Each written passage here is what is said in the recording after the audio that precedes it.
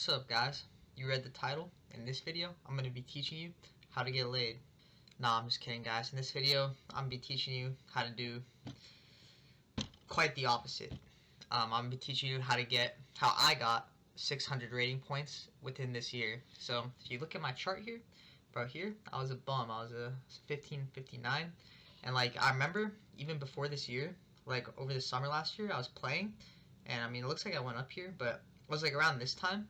Dude, I was playing against these 1500s, and they were consistently shitting on me. But here, I started going hard. At the start of this year, I started going hard, and I gained a lot of rating points fast, and it kind of leveled out.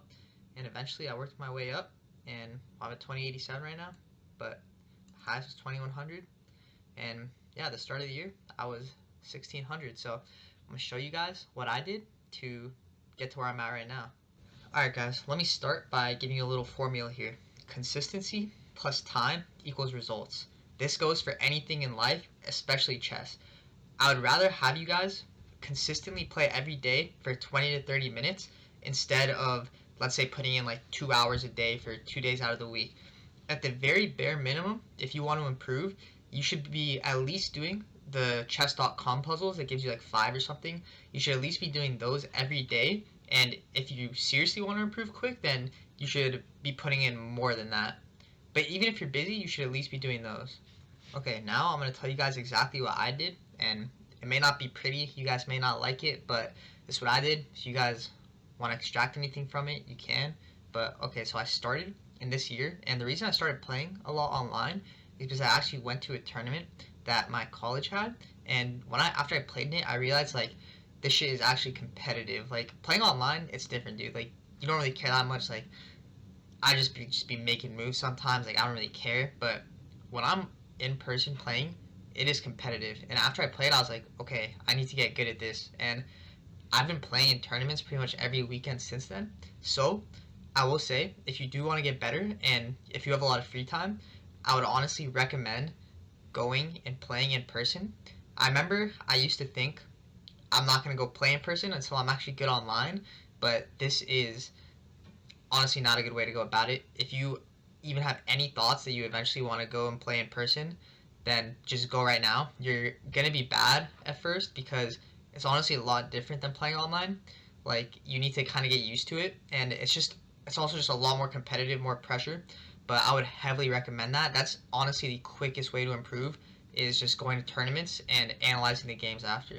I personally use this website called Chess Tempo. It has pretty much tactics you can do, but they're a little harder than chess.com ones. They probably take around 15 minutes to solve, and I try to calculate them all out. I usually do about 3 of those a day and set them up over the board.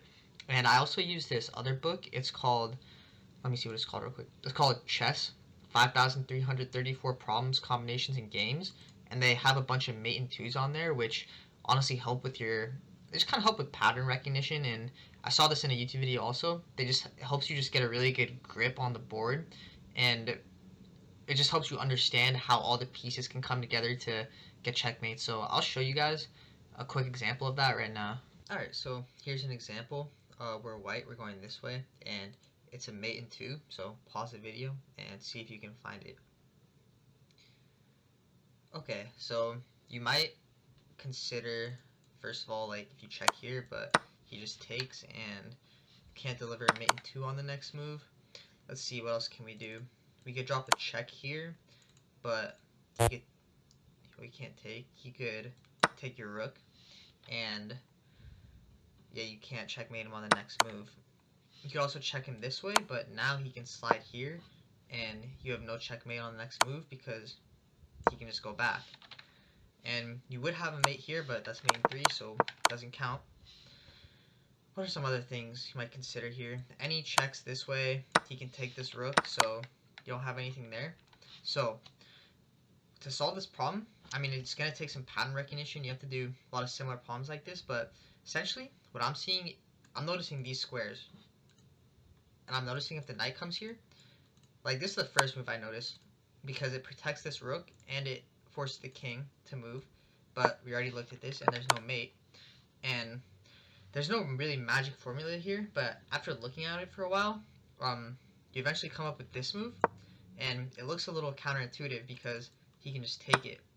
But now, if he takes it, and you check him, you just forced him onto a square where he can't go back because the knight is controlling it, and the bishop is controlling these squares. So you checkmated him that way. What are his other options? He could take this way, but the same principle applies. You drop the knight in here, and he can't go here because of the bishop, and the knight is controlling his way back, and the king is controlling these squares, and the pawn is blocking him. What else could he do here? He could take this, but it's pretty much the same thing. Now you're protecting this rook, and you're checking him, and he can't take any of your pieces or move. And if he takes the other rook, well, you just move the knight to the other side. I thought this one's pretty interesting because, like, depending on whether he takes with the king or the pawn, the knight is pretty much doing two different things. Like here, it's stopping him from going back, but then here, it's protecting the rook. It's kind of moving to opposite sides. I thought that one was kind of dope. This book, 5,334 Problems, Combinations, and Games. This one's good, but just in general, you should be reading some sort of book if you want to improve. That's honestly, like, I think most of the time books are going to be better than videos because you kind of really have to be focused and understanding them. I've read a lot of different books. I've read Jeremy Silman's Complete Endgame course. I've been working through this book, Capablanca's Best Endings. I actually have them right here. I've been reading. I read a couple other ones. Let's see, hold up. Oh, one sec. Here's one. Actually, no, that one's pretty ass. I read this one, Amateur's Mind. This is the first one I read. This one's good, honestly. I would say if you're like around 1,000 rated, but you definitely should be reading books. Like I would say, honestly, 10 pages a night or like 5 pages a night is pretty good. Or just throughout the day. I mean, dude, I know you guys be spending like 5 hours on your phone, so if you can't read like 10 pages of a book, it's kind of on you, bro. Like, how bad do you really want it? The last point I'm gonna add here is once I got to 2,000 on chess.com, I actually got a coach.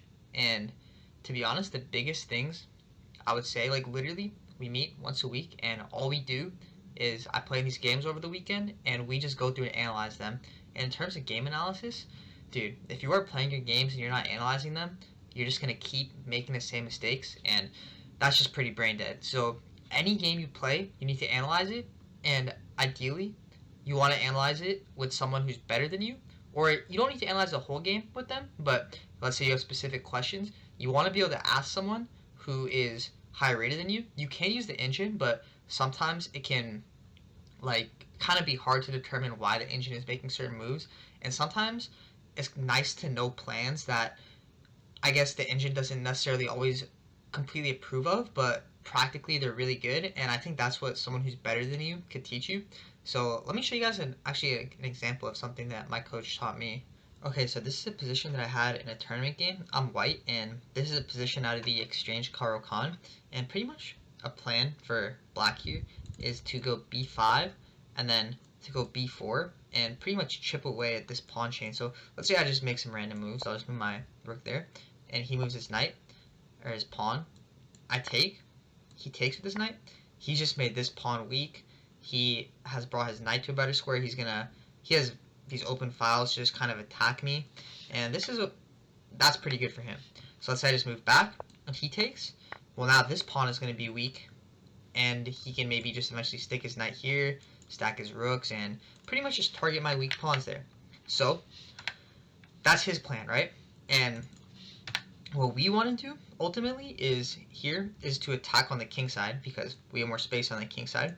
But first, a plan here that my coach showed me that I never would have come up with unless I analyzed with someone higher rated than me is to go b4 here. And at first, this doesn't look like it makes sense because you weaken the square. It looks like this pawn's going to be weak now. Maybe he could stack his rooks, and you can never push it forward because he can take it. So it looks pretty bad, right? But okay, let's say that I don't know, I'm just going to make some random moves for him. Say he just does something like queen here, right? This is where the plan comes in. You bring your knight here. Say he brings his rook here. And now you bring your knight here. The knight's being supported by these two pawns, and he'll never be able to attack this weakness. So what you've effectively done is you've made it so that he can't attack on the queen side. You've stopped his plan, and now you have all the free time in the world to attack on the king side.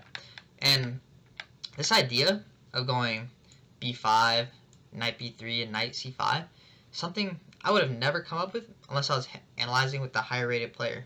I know a lot of you guys probably wouldn't want to get a coach. I mean, it doesn't really make sense unless you're seriously trying to get good, and I don't really blame you guys. But honestly, even if you have someone who's just like a little higher rated than you, it's good to ask them questions or have them take like a quick look at maybe certain parts of your game. And honestly, I don't even mind helping you guys out. So if you guys have any questions for me, then feel free to leave a comment, or if it's like a really long question, even feel free to like DM me on Instagram or something. I just want to provide value to you guys. So yeah, if you guys have any questions, let me know. Alright guys, so just to give you guys a little summary, honestly, there are really no shortcuts to this shit. Like, it's gonna take time. It's gonna probably take a long time. It's gonna take consistency.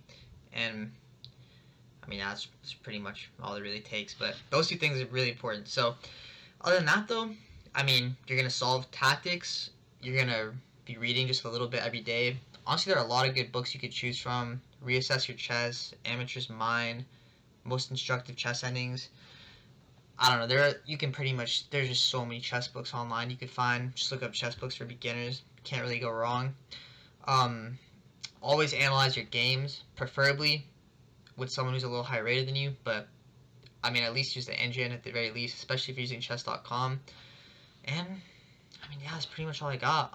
I'd say one more thing too, actually, is you just want a nice little compact repertoire of openings you play, so you know something, like you know how to respond after e4, e5, you know, unless you know how to respond after maybe d4, d5, if that's what you play, you know maybe how to, I don't know, respond to the Sicilian, or you know how to play the Sicilian if you play it. And you don't need to know everything, especially if you're not very high rated, but kind of know the basics, and as you play, just build on it, because you'd be surprised, like, how many games that I win out the opening, and how much better I honestly think I've gotten because I expanded my opening knowledge a little bit.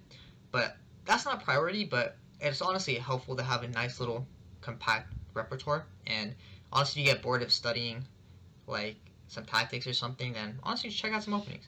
But that's all I got. Like I said, no shortcuts. It's going to take time, but good luck to all you guys, and if you have any questions, let me know. Catch you on the next video. Peace out. Also, don't forget to like and subscribe. Alright, peace out.